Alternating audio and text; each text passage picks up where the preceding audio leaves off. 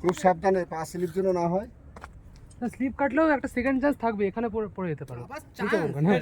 ওইটার থেকে আর চান্স থাকবে না। ওটার থেকে আর chance নেই। এইসব জায়গায় যাওয়া দরকার নেই। দেখা যাচ্ছে, সব দেখা যাচ্ছে। ওদের দেখা যাচ্ছে, ওদের কি দেখতে হবে? ওই তো জল দেখা যাচ্ছে ওই।